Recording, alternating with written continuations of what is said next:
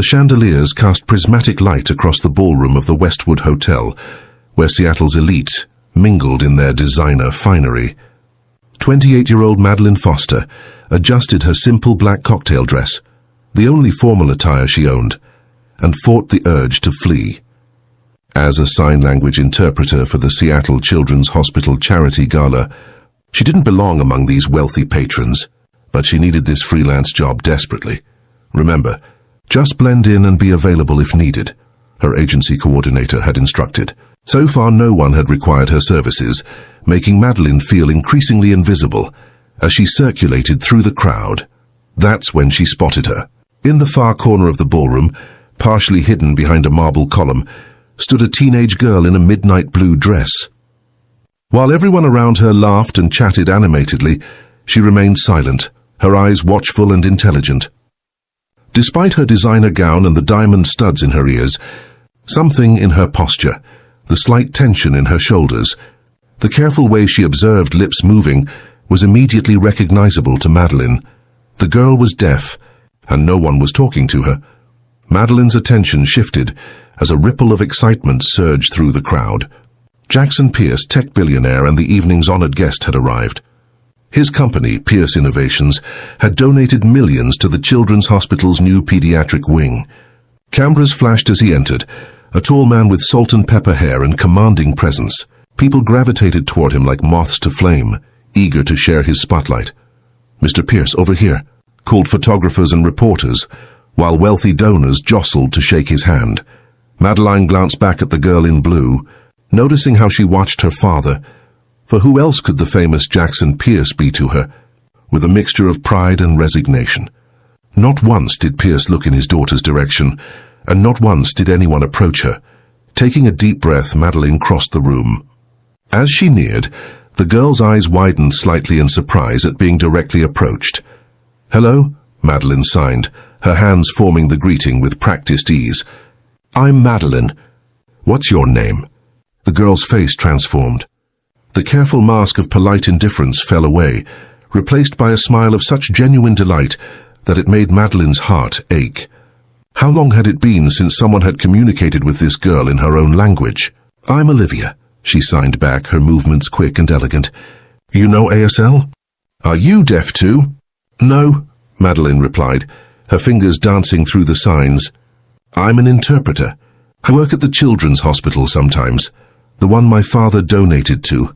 Olivia nodded, a flicker of something complicated passing across her face. "I'm supposed to stand here and look pretty for the photos later." The bitterness in her expression told Madeline everything. Olivia was used to being a prop, not a participant. "Well, until then," Madeline signed, "would you like some company that actually talks to you?" Olivia's laugh was silent but expressive. "God, yes. I've been watching people's lips all night until my eyes hurt. Do you know how many people here have asked me if I can read their lips? And then they exaggerate everything like I'm 5 years old." Madeline smiled, knowing exactly what she meant. "Or they shout, because apparently being deaf also means you're stupid." "Exactly," Olivia signed, her movements becoming animated. "Or my personal favorite, when they find out I'm deaf, they immediately start talking to whoever's with me instead, as if I've suddenly become invisible." As they conversed, Madeline noticed how Olivia's shoulders relaxed, how her eyes brightened. The girl was smart, wickedly funny, and starved for real conversation. "I'm in my senior year," Olivia explained when Madeline asked about school. "I go to Westridge Academy. It's mainstream, but they have a deaf program." "Do you have many friends there?" Madeline asked. Olivia's hands hesitated. "Not really. The hearing kids think I'm stuck up because I'm Pierce's daughter, and the deaf kids think I'm privileged and don't understand their struggles." "That sounds lonely," Madeline replied honestly. "It is what it is." Olivia signed with a shrug that didn't quite hide her pain. "At least I have my art, I paint." "Actually, I'm pretty good at it. I'd love to see your work sometime," Madeline told her. Across the room, Jackson Pierce was working the crowd with practiced charm, seemingly unaware of his daughter's existence. Madeline couldn't help but notice how Olivia's eyes occasionally drifted toward him, a mixture of longing and resentment in her gaze. "Your father seems very busy tonight," Madeline commented carefully. Olivia's smile turned bitter. "He's always busy. Pierce Innovations doesn't run itself, you know. Her signing took on a mocking quality, clearly repeating words she'd seen many times. He's built quite an empire since my mother died. I'm very proud of him. The rehearsed nature of the statement was heartbreaking. When did your mother pass away? Madeline asked gently. When I was 7. That's when everything changed. Olivia's hands slowed. Before that, our house was full of music, which is ironic, I know. My mother was a concert pianist. She made sure I experienced music in my own way, through vibrations, through the way her face looked when she played. After she died, the music stopped.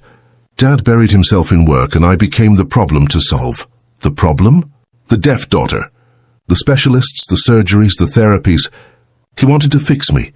Olivia's signs became sharp, angular. He never learned to sign. Not a single word. We have interpreters at home, rotating faces I barely know. He talks to them, not me. In his own house, he talks to strangers about me while I'm sitting right there. Madeline felt a surge of anger toward Jackson Pierce. How could someone so successful, so wealthy, fail so fundamentally at communicating with his own child? I'm sorry, she signed simply. Olivia shrugged again. Like I said, it is what it is. She glanced over Madeline's shoulder, and her expression changed. Speak of the devil. Madeline turned to see Jackson Pierce approaching, accompanied by a photographer, and what appeared to be his assistant, a sharp-looking woman in her 40s with a tablet in hand. Olivia, Pierce said, his lips easy to read as he spoke loudly and deliberately. We need you for photos. He didn't look at Madeline, didn't acknowledge her presence at all. The assistant smiled tightly and gestured for Olivia to come. Olivia's face smoothed into the same polite mask she'd worn earlier. Before following her father, she quickly signed to Madeline. See what I mean? He doesn't even wonder who you are or why you're talking to me. As Olivia walked away to stand beside her father for the photographers, Madeline felt a strange sense of determination taking root. In her work at the hospital, she'd seen countless children isolated by their deafness, but never someone so completely alone while surrounded by so much privilege. The evening continued, and Madeline watched as Olivia stood dutifully for photos, nodded at appropriate moments, and maintained her perfect practice smile. Not once did Pierce or anyone else attempt to include her in the conversations swirling around her. When the formal part of the evening concluded, Madeline saw Olivia slip away from the crowd, heading toward a side door that appeared to lead to a garden terrace. Making a split-second decision, Madeline followed. Outside, the Seattle night was cool and clear, the garden terrace illuminated by subtle landscape lighting. Olivia stood at the stone balustrade, looking out over the city lights below. Escaping, Madeline signed as she approached. Olivia turned, and the relief on her face was palpable. Just breathing. Sometimes I need to step away from all those moving lips. Before Madeline could respond, the terrace door opened again. Jackson Pierce stepped out, his expression shifting from concern to confusion when he saw his daughter wasn't alone. Olivia, it's time to go, he said, looking directly at his daughter but making no effort to sign. Madeline saw Olivia's face fall, saw the wall go up between father and daughter, and in that moment, she made a decision that would change all their lives. Mr. Pierce, she said aloud, while simultaneously signing for Olivia's benefit, my name is Madeline Foster. I'm an interpreter, and I've been talking with your daughter. She's extraordinary. Pierce blinked, clearly taken aback by this direct approach from someone he likely viewed as service staff. Thank you. Do you work for the event? Yes, Madeline replied, still signing her words. But right now I'm just someone who thinks you should know what you're missing by not being able to communicate with Olivia directly. The billionaire's expression hardened, but Madeline saw something else there too, a flicker of shame quickly masked. Olivia's eyes were wide, her hands frozen in mid-air. Jackson Pierce's jaw tightened. Miss Foster, Madeline supplied, continuing to sign every word. Miss Foster, he repeated, I appreciate your concern, but my relationship with my daughter is a private matter. Madeline felt her professional demeanor slipping. With all due respect, Mr. Pierce, communication shouldn't be private. It should be accessible. Olivia's hands moved rapidly. Madeline, it's okay. You don't have to. No, it's not okay. Madeline signed back before addressing Pierce again. Your daughter was standing alone all evening while everyone celebrated your generosity. Do you see the irony in that? A flash of genuine hurt crossed Pierce's face before his business mask slipped back into place. You've overstepped, Miss Foster. Olivia, we're leaving.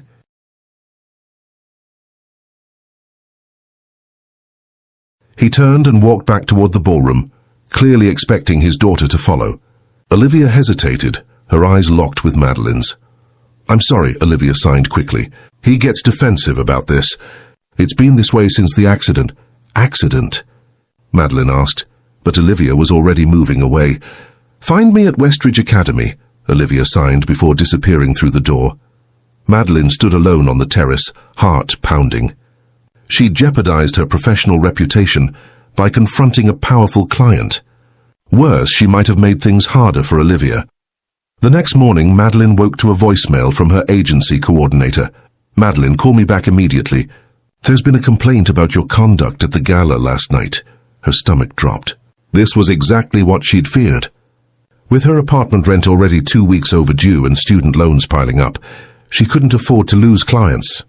She'd left a stable position at Seattle Public Schools 6 months ago, when budget cuts eliminated her role, and freelance work had proven far less reliable than she'd hoped. She returned the call with trembling fingers, prepared for the worst. I can explain, Madeline began when her coordinator answered. You certainly will explain, came the terse reply. Jackson Pierce's office called this morning. They've requested you specifically for a private appointment at his home this afternoon. Madeline nearly dropped her phone.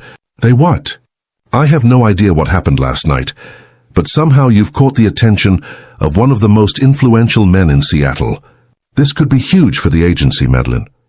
Don't mess it up. 3 hours later, Madeline found herself driving through the imposing gates of the Pierce estate in Medina, overlooking Lake Washington. The modernist glass and stone mansion reflected the gray Seattle sky, austere and beautiful against the backdrop of perfectly manicured grounds. A housekeeper met her at the door. Mr. Pierce is waiting in his office. This way, please. Madeline followed through halls, adorned with museum-quality art. She noticed a striking abstract painting featuring bold sweeps of cobalt and gold that seemed out of place among the more traditional pieces. Olivia's. To work, the housekeeper commented, noticing Madeline's interest. She's quite talented. Before Madeline could respond, they arrived at Pierce's office, a spacious room with floor-to-ceiling windows overlooking the lake. Jackson Pierce stood as they entered, dismissing the housekeeper with a nod. Miss Foster, thank you for coming. His tone was coolly professional. Please sit. Madeline took the offered chair, preparing herself for a formal reprimand or even a request to sign